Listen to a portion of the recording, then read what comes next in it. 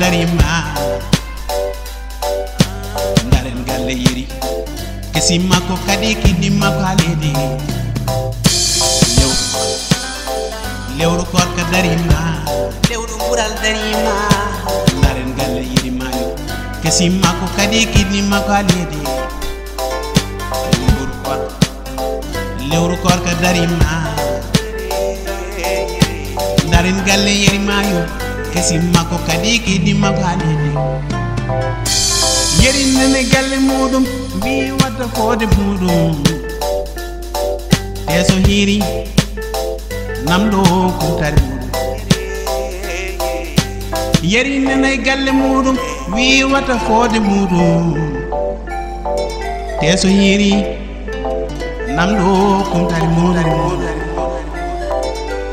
Mario nene galle he ko do kewdo dole julata horata yeri wi wana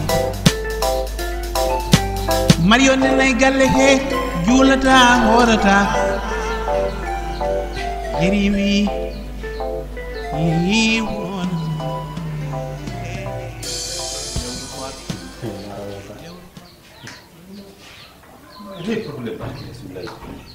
Kota nan yimɓe wona geloɗi wona hay dara ko ngelo way ko neɗɗo wawa ɗum ɗon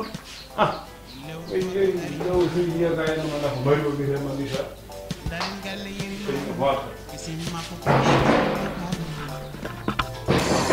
salamu aleykum ko mino siki mino buubu o buubu entre ala ñimo ko jalta argam tegema haak salamu aleykum Ça va? Ça va bien. Tu voulais quoi? Kadem halama dimo ko joxon dem. Vas-y. Horaji mim horaji tagal joni pero ala do. Mbaden atay kam jaren. Ah, atay. Oh, c'est désolé, Bouba. Moi, je connais ton père.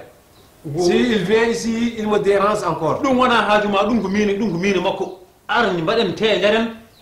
Arani te atay mbaden atay. Je sais ça, mais ton papa, il y a beaucoup de problèmes. Il y a pas de mais Il y a beaucoup de problèmes, toi, Bouba. Moi, je ne veux pas de problème. Mario? Oui. Wana minutuma.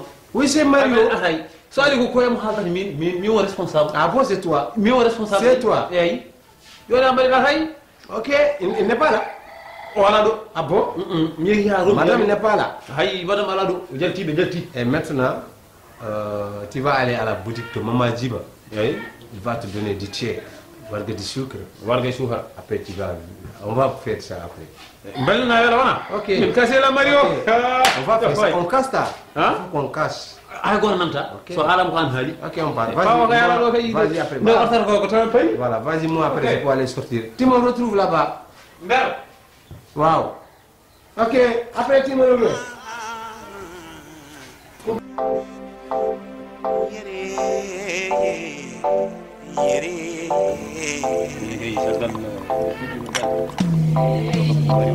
lewru korka darima Mario. lewru yurmede darima Eh Mario viens. lewru bural darima Hein? so lewru korka darima deme jeyledi gudde deme aljanaji gudde Eh Mario. Ça va? Ça va bien. Tu appelles, tiens. Donne-moi de l'eau. Oh là là. Toi, tu as une idée. Pourquoi tu gênes? Ton papa là, c'est qu'il parle. Ne fais pas ça, sinon tu vas mourir. Wala do. Nous, on ne gêne pas. Wala do. Parce que Korka, Mimi wona ngeloba, mi wona ngeloba. Ngelo way ko mimi wa dum non. nous, on boit, on fait du thé, c'est bon. Joni kenye den gilo artando yana. Fe boyo boani fa. So ardo kam ganda kam en kejata do e galle. Ay. Oh, Bouba. Ouais. Bouba, mon bâtiment là, je dois prendre 2 personnes. Jimbidu. Oui, Nyantayma. parce que demain je dois recommencer le travail. Sima est venu. Ah c'est mari. Mais toi, tu vas travailler, hein? Ah yo min ka ken gonnomi, min Voilà, ka tam. voilà, il faut qu'on continue. Joni ko neddo goddo tubla wala ko min Donc, tan. une seule avec toi, on 2. Ah wona dido. 2, oui. Ah eh d'accord. Après, on va travailler bien. Ala dum kam sa je Il wure. faut qu'on travaille. Sa je wure. Ala bandum. Parce que toi, tu parles quoi? Je ne comprends pas ton langue là. Ayidi goddo liggo. Quoi? neɗɗo goɗɗo personne Oui, c'est comme ça. Il faut que tu parles un peu. C'est comme ça qu'on se connaît. eyyi personne woni toon pour travail. Oui. eyyi quand tu nadde wuuro he yiilade tu vas Boubou. Voilà, c'est comme ça, Boubou. Amadou ça va bien Ça va bien. Tu me connais? Ah, je te connais. Ah bon? Ça va? Bien. Ça va, Boubou, ça va? ça va Amadou Boy, comme il dit, le wurongo ha cignimi. ko Hay goto wultate, hay goto nyamata, hay goto yarda.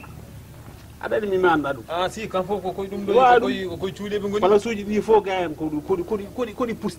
ayi mi haalanta min hoore ɓacco ha pawo yalti hayde kagay goto ɗum yanima kadi mi ala numéro ma ɗum Mario kam mi war kam wonɗo ɗo kam Bouba, Ah. fais vite ou viens. Si le vieux là, il faut aller ici. Il va nous tirer. accan haala fiyo Il va nous tirer. Mario. Oui. An Mario gonga. An pourquoi an? oɗo ko namiyam amiyam Ah bon, c'est ton ami? ayi Eh, c'est Ɗum bon. jimi haalande mo. An C'est pourquoi an aɗan ɗo ka maçon? Min mbiɗi yiɗi liggade pourquoi ƴettata kam? Tu veux travailler? Ouais. Tu peux? Ouais. Ah, moi je travaille de. Mi yoɓatake 1000 francs noon. Nani Boubou jobata ɗum 1000 francs. Yoɓatake 1000 francs de. C'est 1000 francs que je paye. Ah non, 2000 francs mbatta mi dawa. C'est 1000 francs. C'est Journée 1000 francs. continue. Ah bon? Ouais. Journée continue. 8h, 17h. Ah oui, aɗa waɗa Tu es assuré. prêt? Aɗa waɗa assuré ñamde. Non, moi je paye pas ça. Je ne peux pas donner du pain et du attaque. Non. O woppiri noon. Mi Ok, yam c'est ƴewya bon. banggue goɗɗo. Vas-y. No dawni yimɓe awa ligguey Non, si tu as dit que 2000 francs, Ouais. je te paye 2000. Mais moi, Bouba, je paye Bouba 1000 francs.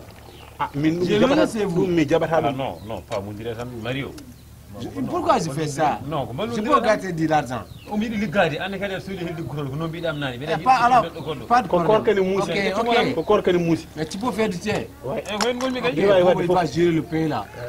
Il va manger. Mario. Ok, moi je veux des travailleurs. Et en plus, vous faites vite. ko neɗɗo moƴƴo noon kam wala probléme Oh, Kori moi, koro woɓata je ɗo. peux le vieux là. Koro woɓata ɗo. pour taw Affaire de. C'est quoi ça? am ɗum won ndiyam mabɓe Tu dis quoi? ha Tu dis quoi? ala wi saɗa jogui bière ma ha ɗum ko lomon ɗum ko Ça, lomon personne ne parle de ça. C'est pas bon. Vous n'êtes pas des nandités quoi.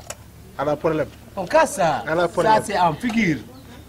kono Oui. ko ɗum ko ndiyam Eh, non, Bouba, tu ne veux pas. Eh, pardon, Ma vie privée, personne ne parle. Toi, tu voulais te travailler, Ouais.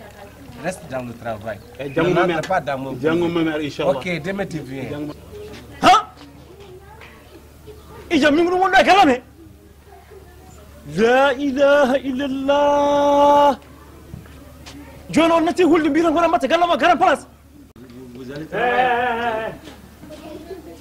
salamu aleykum mbatta ɗum gallama ko garan place ko ɗum woni kallam ɗo mon gandu noon ɗum gallama watta garan place andi aka mon ko mbiyatmami ha kaldira ɗum mo yalti gallo an gay heppuɗon komo awon aran yalti gallo ndaara mami no suudu suudu ayan yonti eɗen kalda gonga mine ma Papa, fais attention. ala fof komi waɗanima mi waɗima hunde fof mi ronkinima gollan noon hakkude men woni waatu imma ɗum ala mi portuma pelade malla imma ɗum ala jamma aɗa warma laɓaɗa hen gueɗɗiɗi yaha ɓuuran ma Papa, toi, tu voulais quoi? eyyi ɗum ala kumena Tu voulais quoi? eyyi mi haalanma C'est pas mal retrouvé dans ma chambre. Il m'a appelé, m'a dit son papa il n'est pas là-bas. Et toi, tu viens là, tu me déranges. ko jas kono watta C'est pas mon affaire, c'est ton fils. Yonti C'est pas mon mbima eɗen affaire, kalda papa. yonti eɗen Faites kalda attention. Faites attention. Billahi, faites attention. Ou bien je peux te tuer. Je peux te tuer, billahi, wallahi. min somi waɗanima wawarte man Papa, fais attention. somi waɗanima Faites wawarte man attention, toi. Faites attention. Je ne suis pas ton égal. Tu es le vieux, moi je suis petit. Faites attention, sinon c'est pas mourir. Faites attention. Hein. Moi je ne porte pas ça. wotul dokkama mayde Je ne prends pas ça. wotul piyamma Pas maya moi. wotul Pas mbima moi. wotul Pas moi. eyyi ya Pas moi. Il va mourir. Espèce de pignon. ha joni heddanma ko somi yalti gallo jaaha gudata yimɓe gadda ɗumen yo garɗo e mbaɗa garam place oɗon jara ahay wonota jas suk min gona gueɗoɗi gueɗo ba ko neɗɗo wawa ɗum noon ijam mboɗa haala suk hoɗon man no joyi ha 18 heures haɓɓi hay sarno ko artanta woni daram jammere nde nen nder faw yaltin ɗum joni ledde malla mayde fonde tottuma subaka jahami ledde moƴƴe gal suba ko won ledde suba mi rondo ena malla fonde tewgal yumma joyi joyi ledde malla mayde fonde tottuma yaa ɓuranma hen te yo yaw lan la problème jom ñam bor yo an jasɗo en jasano won ko ni gorto ngaron hay galla mon mbaɗe grand place oɗon jeen he war min buuba aɗa naññi man a bonnima ñekki fulla